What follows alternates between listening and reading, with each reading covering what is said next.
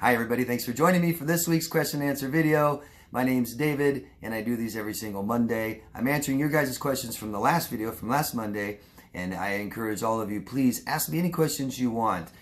Give me ideas for video topics if you like. I don't care if they're repeat questions, there's no such thing as a stupid question. Just go down below in the comment section, ask me anything you want, come back next Monday for next Q&A video and I'll answer it for you. Let me know what you think of my answers.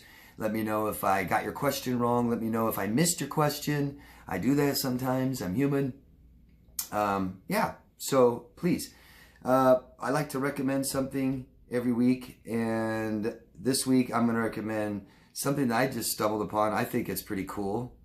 It would be considered maybe a hobby. It's artistic. It's definitely creative.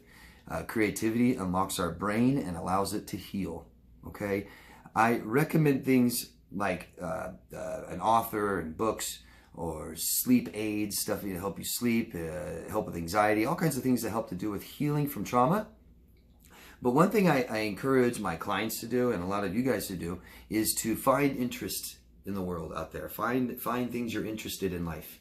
This really sparks excitement in our life and makes us interesting. It makes the world more interesting. It makes people more interesting. When we explore our self-interest, this is how we meet people organically, friends, future husband, wife, instead of on like a dating site where like I just need a boyfriend or a girlfriend and that's the sole reason I'm here, where you're going to get lots of predators and stuff like that, people that just can't date, toxic, sick people. So much better to pursue some kind of self-interest and just meet people with similar and common interests. So every once in a while I'm going to recommend an interest, and I have before. I recommend stuff every week. Been doing it for like 6 years. You can go through all my Q&A videos. I have in a playlist, and you can see hundreds of recommendations. I've gone through interests. I made a whole video about interest and how to spark this. But so this time I'm recommending something called diorama. It's new to me. I just found it. Honestly, I haven't tried it.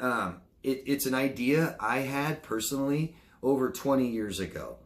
I lived in Japan, and I've always wanted to do something that I can feel like I bring that into my current today life, and I never figured out what that was besides wearing a kimono or having Japanese tattoos, which is so played out. So I thought of, I really like the Japanese coast scenes where big rocks are off the coast like this, and I envision this big, huge lava rock that I set in and use epoxy for water and a little tunnel through there and maybe a little trail going up so it looks like people take the little trail, and have a little patch of grass, maybe some little bonsai trees hanging out. I thought of this 25 years ago on my own, and now I see people are doing these. They're creating these environments and spaces all around the world. So what I think is really cool about this is sometimes we can only visit places, our favorite places in the world, on vacations. And sometimes we don't even get to do that. There's plenty of places I want to see in the world I may never get to. But think of your favorite space or environment, whether it's in the woods and trees, or maybe waterfalls, or a deserted island, or out in the desert and canyons and city, maybe a city, a place, your home. You can sit there and make that in a smaller scale and make it look realistic. And it's incredible what these people do. It really is. And it doesn't seem hard. And there's so much tutorial videos nowadays on YouTube and stuff that'll help you do it all. And it's just, I just think of it as a hobby that you have something to do and something to look forward to. The creativity part, helping you heal. And anything you do, I suggest that you find a way to add people to it. So this is a little different. I know this is kind of more of a secluded thing you do by yourself on your own time and stuff.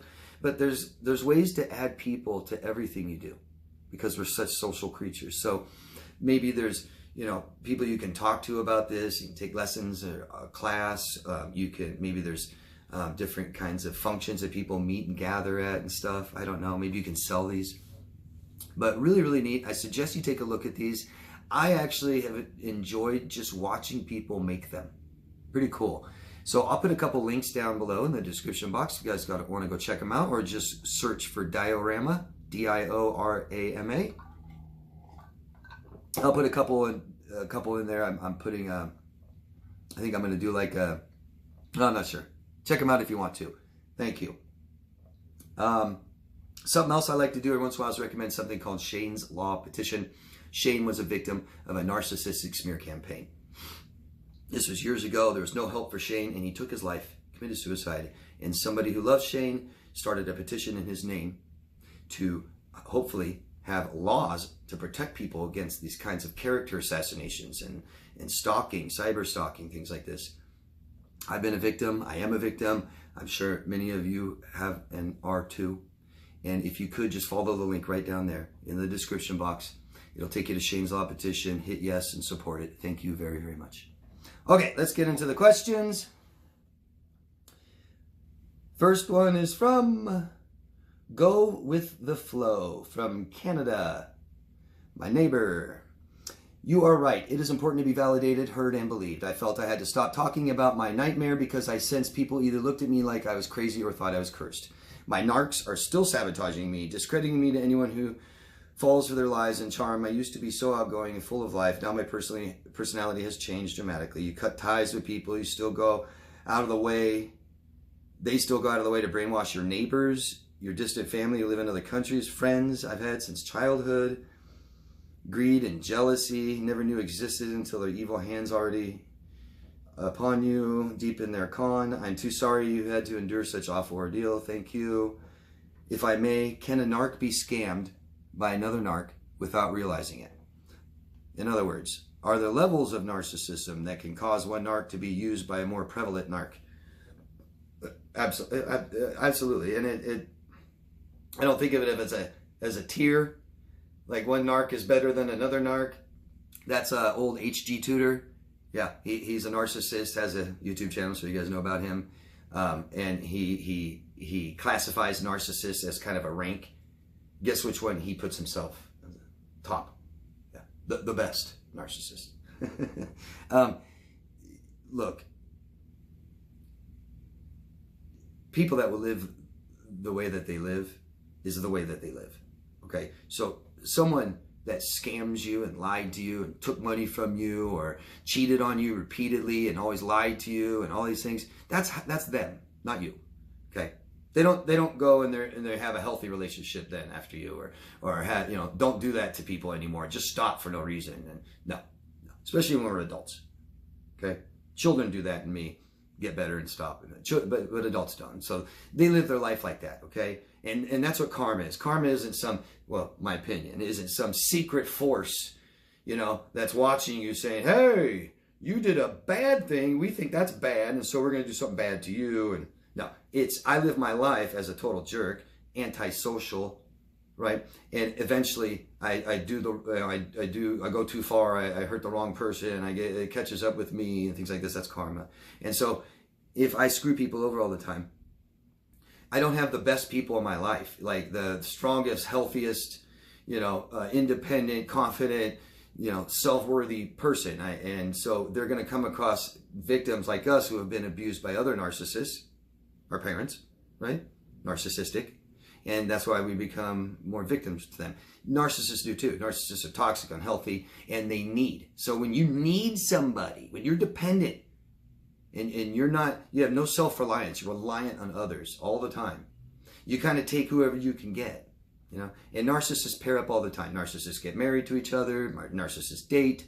Borderlines and narcissists, borderlines, all the time. Common for borderlines to have a bunch of borderline friends, you know. And so they do meet and they screw each other over, and one screws over a bunch of narcissists all the time, and then finally they get screwed over, you know.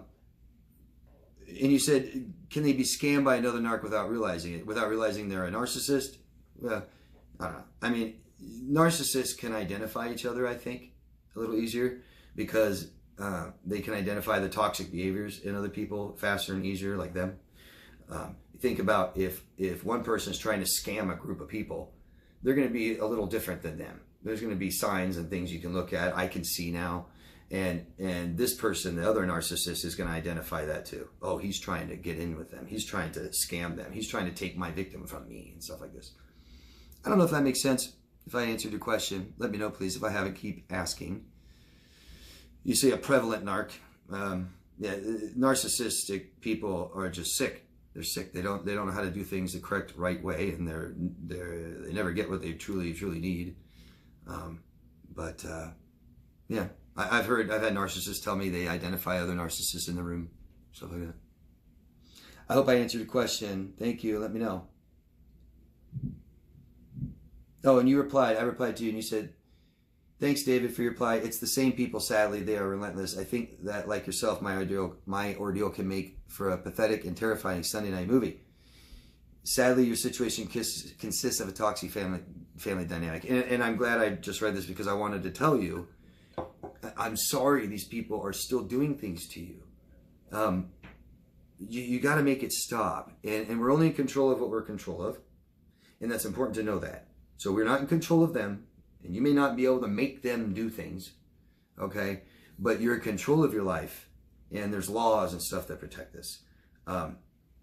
Harassment's illegal everywhere. Okay? Anybody watching this, wherever country you're in, it's not legal to harass people.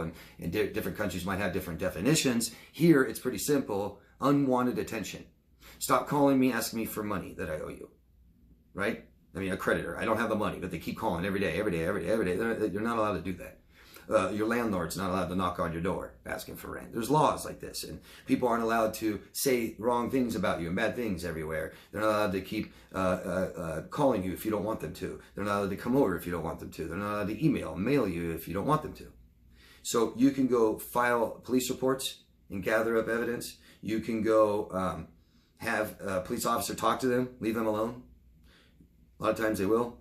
You can have a lawyer write them a letter, cease and desist. You can take more legal action. You can at least just go. It's always good to just know what your rights are. Go talk to a lawyer. A lot of lawyers will talk to you for free and tell you a little bit.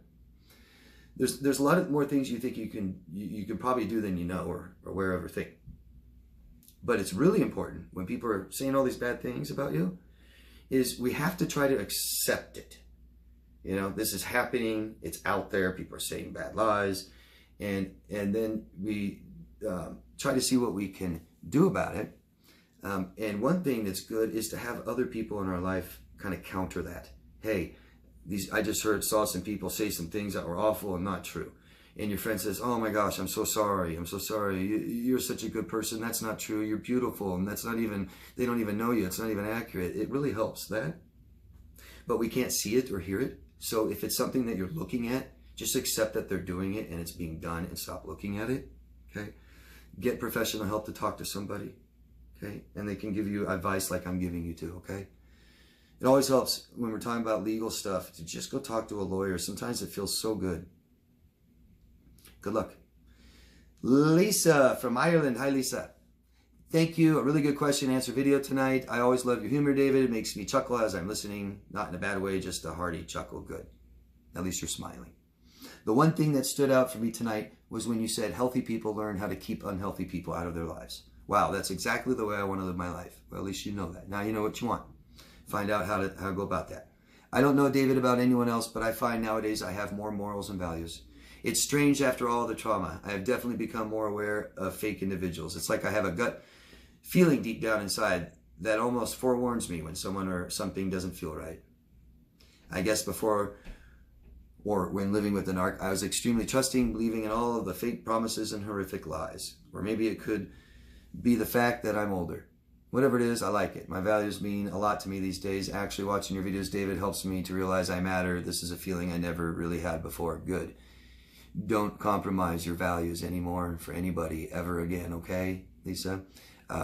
Relationships take a lot of compromise, some sacrifice, things like this, and we can do that. We can do that. We need to be a little flexible, not too agreeable, right? That's a big problem of ours. But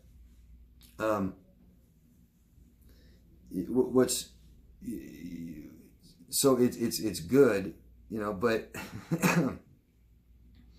I think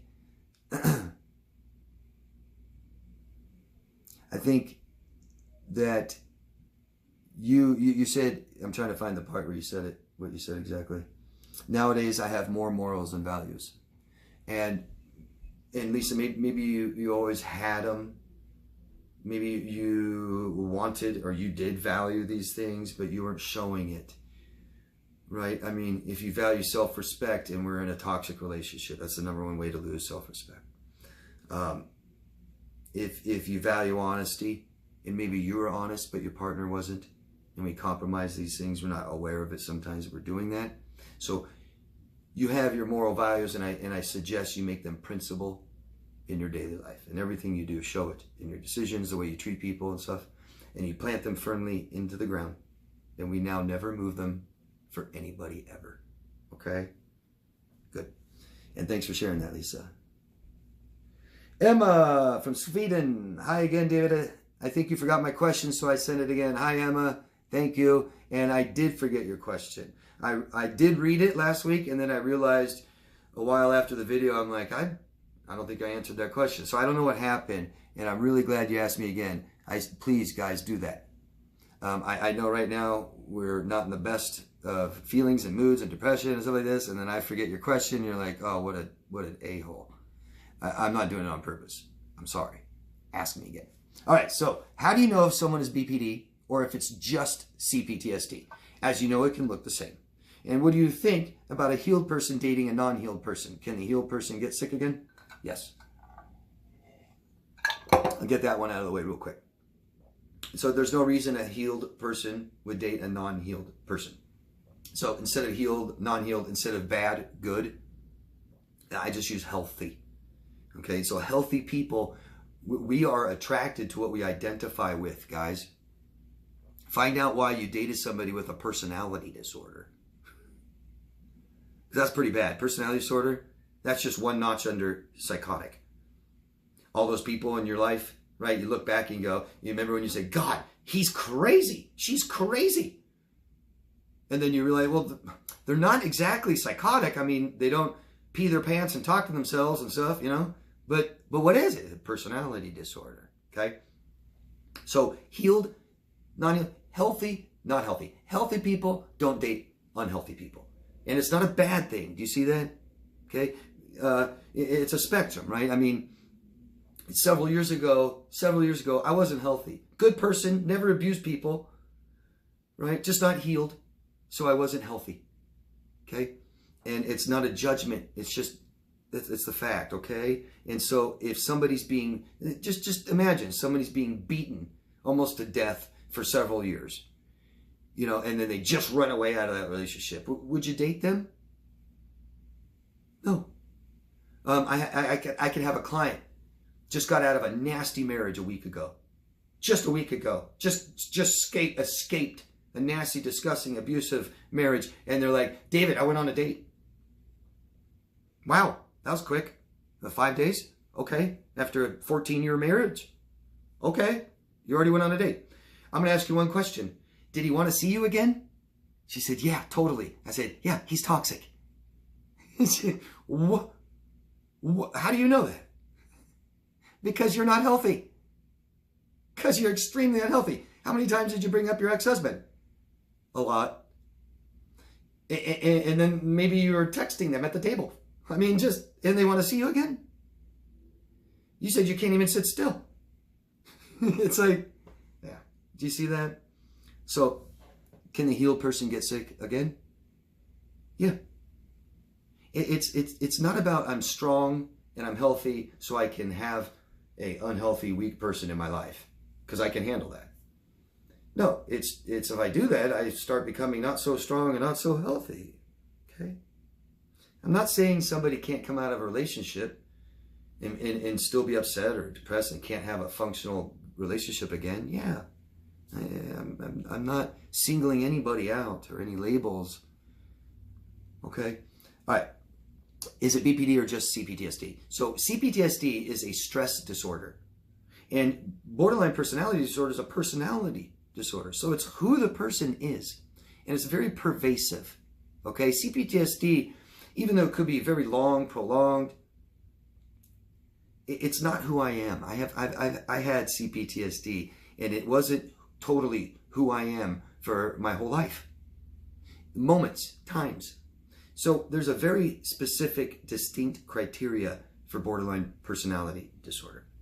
And And you go back in time, and a lot of people with CPTSD, when it wasn't understood, were diagnosed with borderline. So it does look the same. It's very common, and I think most people with borderline may have CPTSD. It's not always caused by trauma.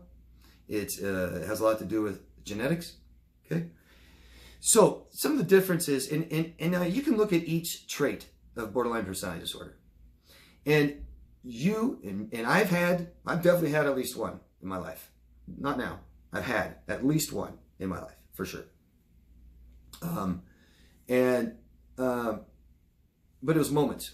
So if you look at each criteria, you can't just say, oh yeah, they definitely have that, so they're borderline. It's all of it, okay? It's all of it combined. And so I had CPTSD. I've had suicidal thoughts before in my life.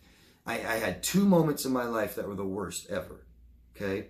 The first time I could still function, keep my job, kept going to school. And the second time, hurting. If I had a job, I don't know how I could have kept it. I sold all my investments and just didn't care. I had suicidal thoughts. I didn't want to commit suicide, but I sat here so hopeless and helpless and could not look in the future with anything. I did not know how I was going to make it in the future. And then a little thought would come in my head, suicide? I'm like, no, that's a suicidal thought. Okay. And I had one time in my life, like those thoughts would jump in my head. I didn't want to. It didn't become a feeling. I wasn't telling anybody. So thought, feeling, action. Okay. But a borderline may have tried to commit suicide 3 times in their life. They may bring it up in the 6 months that you know them for no reason. They just bring up suicide several times. They might ideate suicide. I'm very suicidal. So it's a big difference. It becomes who they are, and it's pervasive. It's all the time. It's most time in their life. It's not just, like I said, the one time in my life was really bad, and during that time, and then say like fear of abandonment. I go by my past experiences, and I can tell you, hey, you know, my new girlfriend, I can say, hey, my last girlfriend just up and left me, never told me anything, still don't know what happened, took everything and while I was asleep and gone. I have a little bit of a fear of abandonment. And right now, after being with you for 6 months, you haven't told me what you've been doing. I haven't been able to get a hold of you. And I feel that surfacing again, a little fear. I'm a little insecure.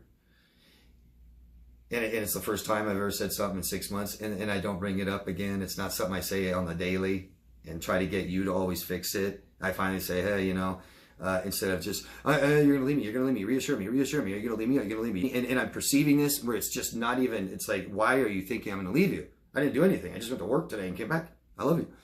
So individually, no. Put it all together and you have borderline. You have somebody that is very unstable, has a history of maybe moving a lot, losing jobs a lot. I lost a job one time in my life. Okay, it was during the worst time of my life. I can explain it to you really well. I can show you how the person that fired me made up a lie. It wasn't even something I did. But it doesn't matter. Say I did something, I got fired. Once during that time in my life, okay? And I don't just keep a job for weeks or a year or 2 years and quit all the time. It's not a pattern.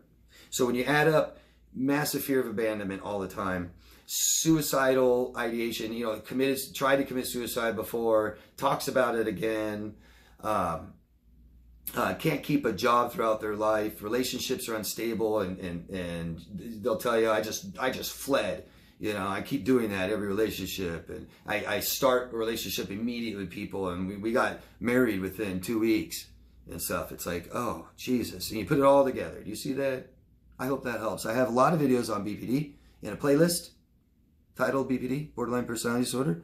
Feel free to go check those out and keep asking questions. Thank you, Emma. Angela from United Kingdom. Hi, Angela. Seems like you are talking about me in every video you make, David. I am. I found out all about you.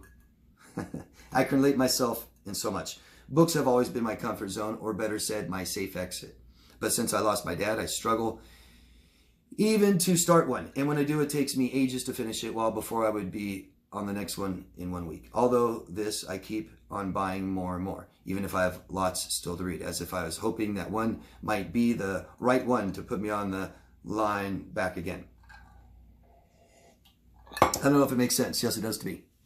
After being believed or not, you are definitely right. Who has been through this will believe you and help you with even having to ask for it, without even having to ask for it. Hugs to you all reading this, and a bigger one to you, David, for all you do. You're truly amazing. Stay strong and human. Thank you, Angela. Thank you very much. Yes, you make sense. Absolutely. And so, you know, this changes us, doesn't it? Trauma. I'm guessing that you've been traumatized. Angela, have you? You know, some pretty bad experiences fairly recently in your life, right? And you feel yourself changing and stuff. Understand what's going on with you. It really affects our brains. I call it a chemical imbalance with our stress chemicals and our feel-good chemicals. A lot that's affected in trauma. When we're being traumatized, we're always on high alert. Okay? So think about how long in your life you've been on high alert. For me, it was my entire childhood, in many relationships, and even in between. I even when things are good, I'm like, it's going to be bad. And I'm always waiting and watching and expecting the worst. And this keeps me, what happens is a lot of chemicals go through you and they work really well, and it makes your eyesight better and your vision, your hearing and your smell, and it makes us stronger and faster and quicker and all these things. But what happens over time, these chemicals causes depression, causes anxiety, and it really affects our focus and our memory and our attention. There are things I recommend that you can take for this naturally. You can go through my videos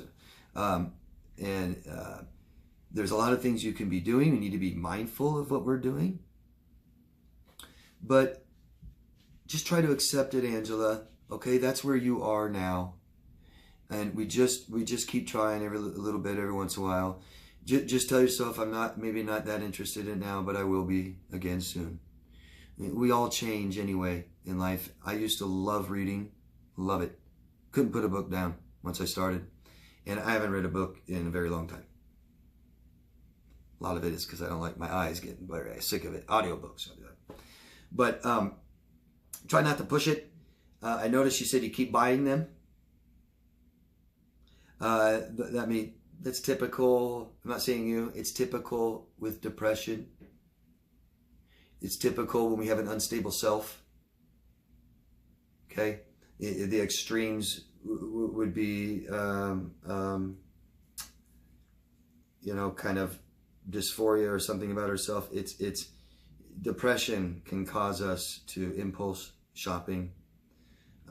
We can get so bad that our bodies can change size and we still keep buying the same kind of clothes. And so. But just be aware of that, Angela. You know, how does it feel when you keep buying them? Does it feel bad? Try to stop. Keep the books there. Pick it up every once in a while. Try again. You'll be okay. It sounds like you're coming out of trauma, recovering and healing. Like I said, there's things you can take too, natural things. You can look it up. You can ask me later, or look at my Q&As. Okay, the recommendations. Thank you. And Melissa, don't know where you're from. Hi, Melissa. Hello, David. I have a question. I broke up with my narcissistic ex 10 months ago. He has been stalking ever since, and I tried to hoover. Last time he tried, he walked into my workplace. I ignored, but my colleague told him to leave immediately. I've told him that I don't want him, and my dad has also told him to leave me alone. Why does he still stalk and send text messages saying he is sorry, etc.? Doesn't he feel exposed? I have a feeling he is a borderline too. Why is the obsession so strong?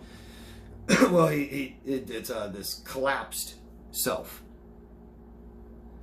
But without going into that, the biggest reasons people obsess, okay, besides, we've got medical reasons, people with obsessive compulsive disorder, stuff like this, obsess a lot. People have been traumatized, depression. It's depression and no life. Okay?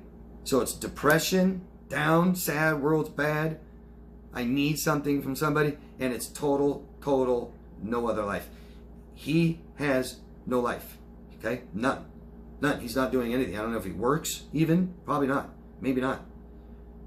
He has no friends. He's not talking to friends, doing anything with friends. He has no interests, no goals, no plans, no nothing but you. Okay? Typically, this stops in time. You asked me, I have a feeling he's borderline too. Why is the obsession so strong? Yeah, borderlines obsess a lot. Very common for people with borderline personality disorder to also have obsession compulsive disorder. There's also a personality disorder called obsession compulsive personality disorder. I don't think that's this. Why is the obsession so strong? Because he has committed and he is investing. So the more time, money, Whatever he spends in this, it's harder to stop. So be aware and mindful of what you're doing. If you're doing anything that makes it worse, like replying, answering the phone, stuff like this, leave me alone, stop, hello, hello, hello. All of it's got to stop, and start closing off avenues for him to contact you, okay? Change your phone number, block it, call the phone company, block them in the emails, try not to see it anymore, and let him just deal with it, okay? You can take legal action. You can file police reports. You can have a police officer talk to them. You can have a lawyer send a letter and talk to them, things like this, okay? Good luck. Sorry, Melissa. It really helped you to have professional support with you. Nick in Texas. Hi, Nick in Texas. We do what we have to do by leaving them and then feel guilty for doing it. Why do we feel bad for doing what is necessary for our own health and safety? Interesting question, huh, Nick? Why do you feel bad for doing something good for yourself? It must be conditioned. This sounds like a conditioned response from your childhood. So, if you watch my videos, you'll know. If we're dating narcissists repeatedly, long-term relationships instead of maybe just one for a month, okay? I don't think any of you have that story. It's months, years, 2 of them, 3 of them. It's from our childhood. It's mimicking and imitating, resembling our childhood relationships. Narcissistic parents. I'm not calling anyone's parents narcissists, just narcissistic. Okay? So, I wrote down here, a combination of childhood conditioning and a sense of responsibility you have taken in this relationship. So now we feel like, parents, it's real simple. Parents, we do what our parents want us to do, regardless if we like it, feels good, we want to, nothing. And when we do that, it's good, David. And if I decide I want to go, move out at 18 and go to college and so that's bad, David. You're selfish, wrong, selfish. You want to go to therapy? Wrong.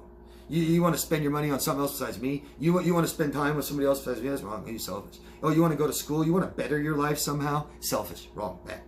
Okay, so that's the conditioning part. Then we get into a relationship with someone who has zero self-reliance, totally dependent on you, and you have assumed this responsibility over time, and it's like a child. When someone's so dependent on you, I felt this way. I felt this way about a woman like 30 years old. And I felt like I felt like I'm holding her head all the time. And the second I let go, she's going to bam. And I felt guilty when I left. And I'm like, oh my God, I know she sleeps around a lot. What if somebody hurts her, mistreats her? I know that she doesn't, drink so much that she doesn't even know what's going on anymore. God, what if something happens to her? And I'm like, how could you do that, David? You took care of her for years, man. Why can't you keep taking care of her? I think those are the 2 biggest factors, okay? Once our self-worth rises, and we start feeling worthy of better, we'll make those better choices. Rose. I can't remember where you're from, Rose. I'm sorry. Thank you for answering my question. Made me smile a bit. It helps as I didn't look at it the way you did. Awesome. Different perspective always can help. He works very hard, has made his own responsibility by taking charge at work. He is also buying things for me or helping my daughter out. But I'm not sure that's for the reason you think it is on face value. I think maybe it's to be the one on high, admired, or the big man. Although he said it's not to make himself big. He just wants to help and wants enough money to make a difference so you're remembered. Interesting. Some people build statues of themselves.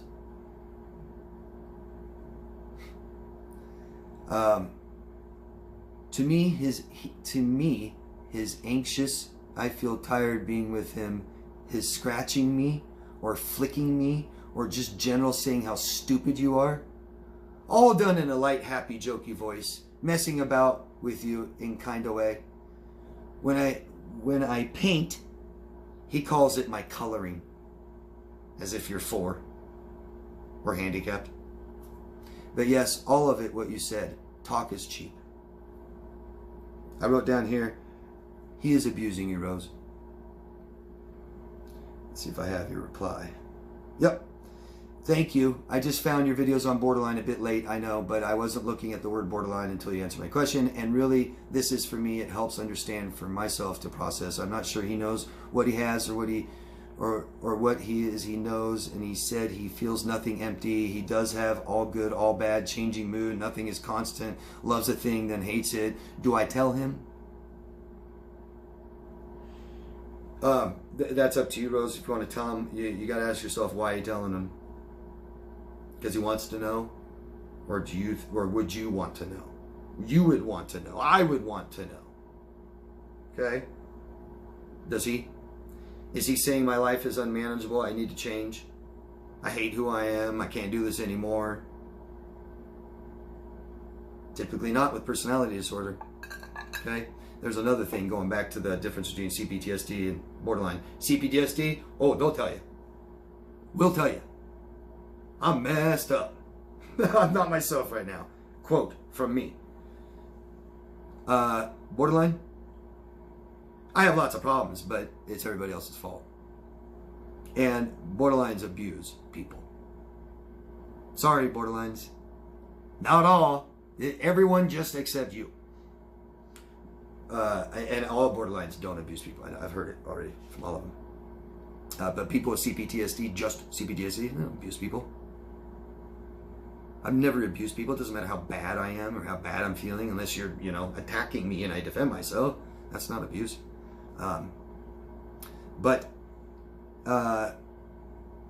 So do you tell him? Well, ask yourself why, okay, Rose? So here's the deal.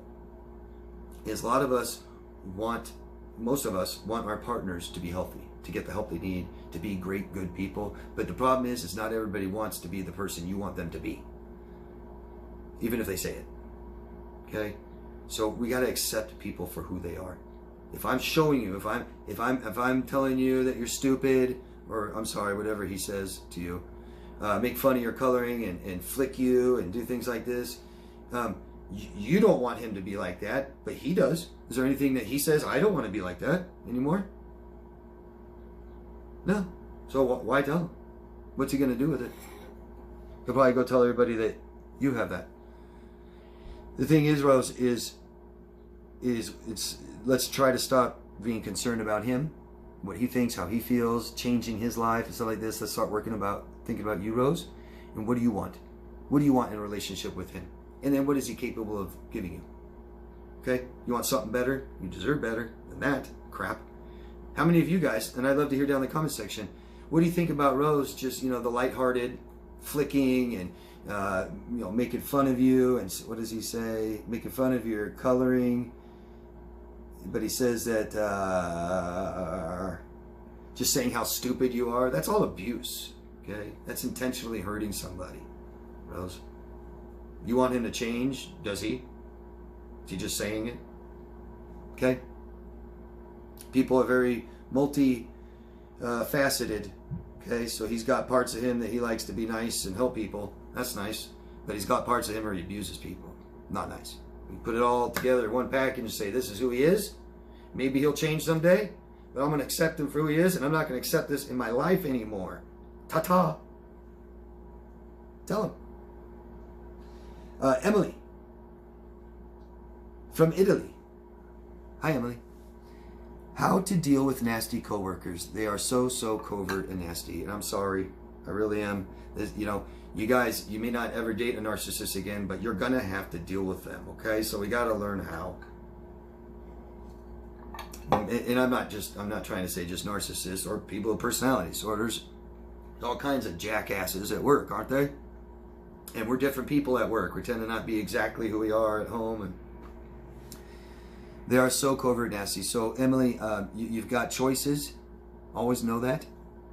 Some of the choices you have is to obviously get another job, to tell them to stop. I don't know if you've tried that. I'm not saying it'll always work. Talk to your boss about this. Let them be aware of it. Document it.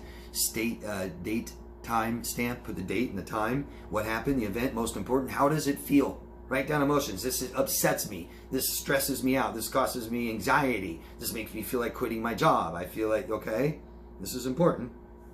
You can always talk to someone in a legal field. You can go to your HR, human resources. They're awesome. I'm sorry, Emily.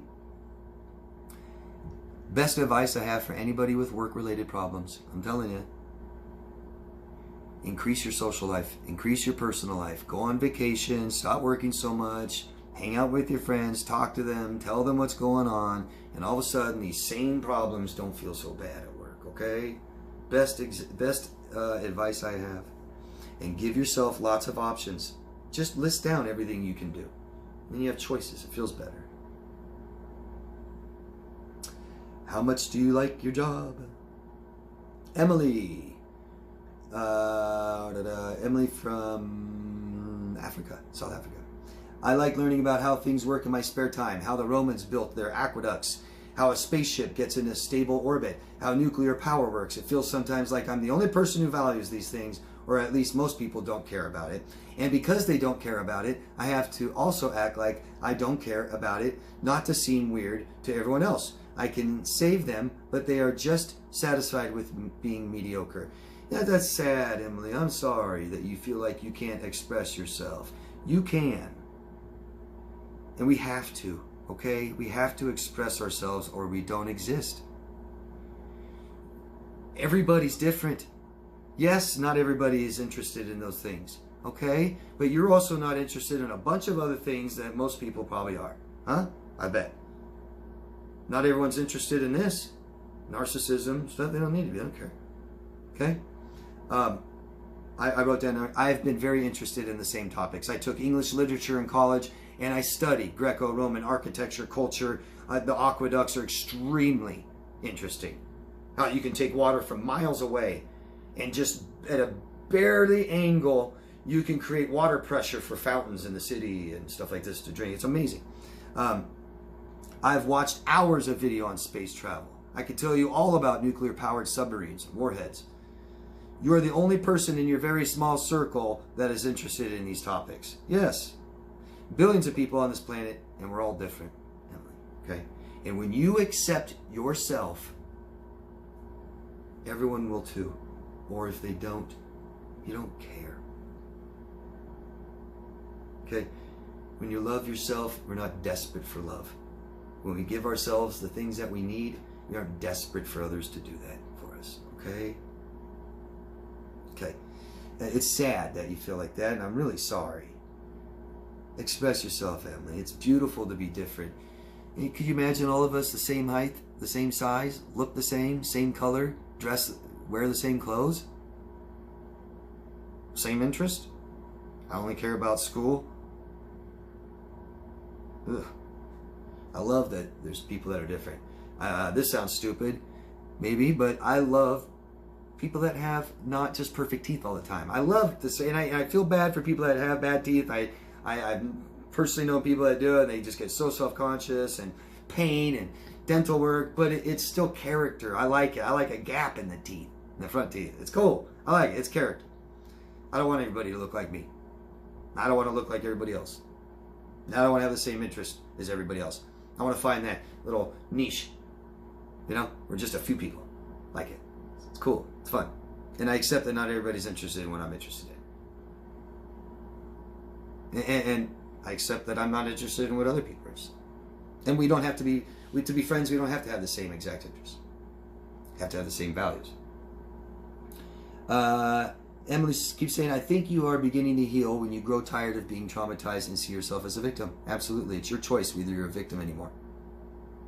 And I've seen people that are still a victim from being abused or traumatized 20 years ago. And I see people a week later, but we have to acknowledge that we have been victimized, that we are a victim too. And the therapist that I am with currently says like. I hate that. It's like if you're somebody that says that, you can realize that you can literally pull that word out and it doesn't do any good. It doesn't matter. There's no difference because nothing is like this. Why can't it just be orange? Why does it have to be like orange? Why does it have to be like big? Can't just be big? Can't be like smells like this? That's different. You're describing something, but just like, it's just total bad communication, sign of immaturity. You don't see many people, 60-year-olds doing that. You see a lot of 20-year-olds, teenagers. Ugh. And Emily says, how do you stop ruminating about things? do something else.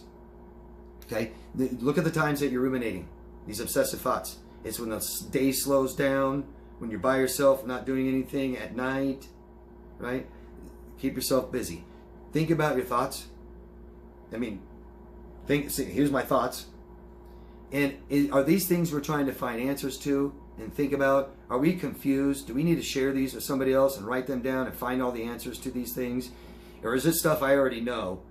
And I'm like, no, I don't care about that. Why do I keep thinking about that? Okay? Realize that the thoughts aren't you. And you said, why does it feel like you are two parts? The part that tells you negative things and the part that you identify with as you. Because we do have many parts.